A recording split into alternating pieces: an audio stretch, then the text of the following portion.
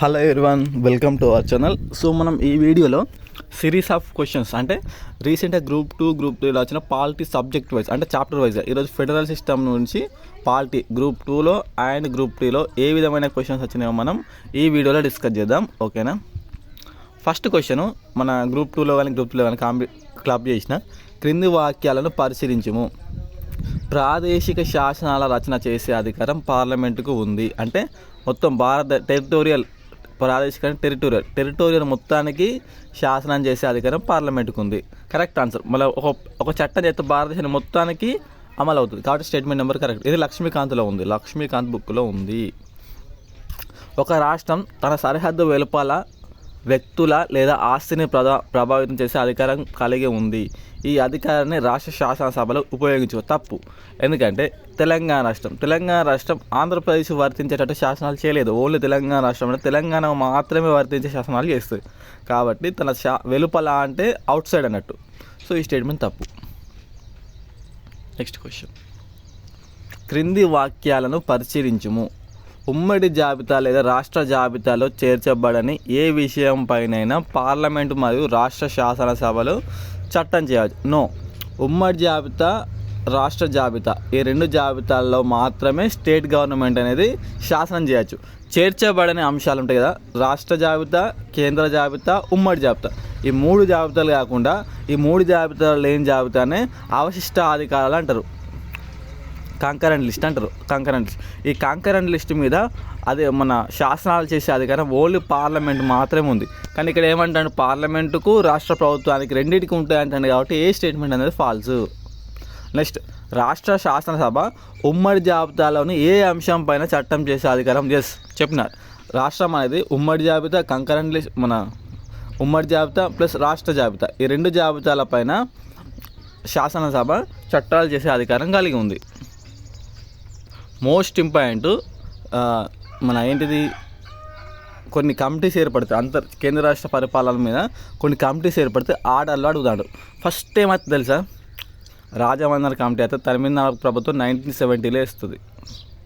Next, Anandpur Saheb తీర్మానం 1971-73 మధ్య, ఇది వెస్ట్ బెంగాల్ ప్రభుత్వం.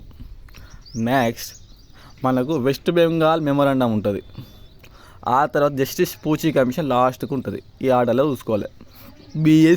బిఏసిడి అనేది రైట్ ఆన్సర్. ఇంకోటి ఏంటంటే, ఈ కమిటీస్ ఏమేమి రికమెండేషన్ చేస్తుంది, ఈ కమిటీలు ఉన్న సభ్యుల పేర్లు ఏంది, ఇంకా సర్కారీ కమిషన్ ఉంటుంది, మదన్మోహన్ పూచి, రాజమన్నర్ కమిటీ, ఇవన్నీ ఉంటాయి. ఈ కమిటీలో ఉన్న సభ్యులు కూడా మనకి ఇంపార్టెంటే. నెక్స్ట్ చాలా ఇంపార్టెంట్ది, క్రింది వాటిలో ఏ కమిషన్ భారత రాజ్యాంగం ఆర్టికల్ 263 ఆర్టికల్ ద్వారా అంతరాష్ట్ర మండలి ఏర్పాటు చేయడానికి సిఫార్సు చేసింది. సర్కారీ కమిషన్ అనేది ఇంటర్ స్టేట్ కౌన్సిల్ని ఏర్పాటు చేయాలని చెప్పేసి ఆర్టికల్ 263 ద్వారా చెప్తుంది. ఫస్ట్ చెప్పింది సర్కారీ కమిషన్ ఎప్పుడు ఏర్పాటు చేశారు, 1983లో ఏర్పాటు చేశారు. రిపోర్ట్ ఎప్పుడు ఇచ్చింది, 1988లో ఇచ్చింది. ఎప్పుడు బయట పెట్టారు, 89లో బయట పెట్టారు. దీంట్లో 2 సభ్యులు ఉంటారు, సుఖ్మాన్ సేన్, ఎస్ఆర్ సేన్, ఇంకోరు ఉంటారు 1 person, I forget that.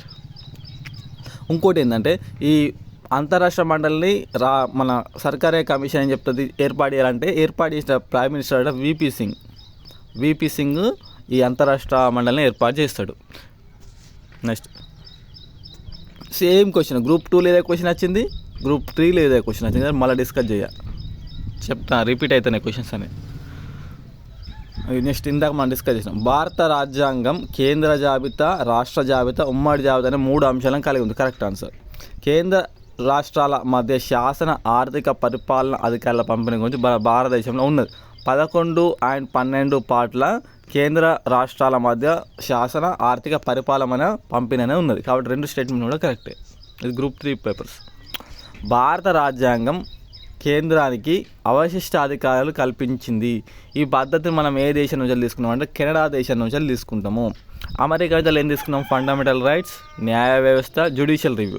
France నుంచి 3 వర్డ్స్ లవ్, స్వేచ్ఛ, సమానత్వం, అది ఆ 3 వర్డ్స్ ఇక్కడ. ఆస్ట్రేలియా నుంచి ఉమ్మడి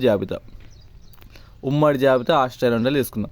కెనడా నుండి అవశిష్ట అధికారాలు, గవర్నర్ నియామకం అని చెప్పేసి గవర్నర్ నుంచి తీసుకున్నాం. మనం ఏంటంటే ఇట్లా డిస్కస్ చేస్తే ఏమైతే అంటే చాలా ప్లస్ అవుతుంది. ఎట్లా ప్రీవియస్ క్వశ్చన్స్ ఎట్లా ఈరోజు ఇది అయిపోయింది.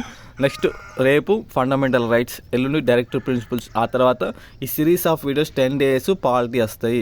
చాప్టర్ వైజ్ ఏమేమి క్వశ్చన్స్ వచ్చినాయి అని చెప్పేసి 10 days వస్తాయి.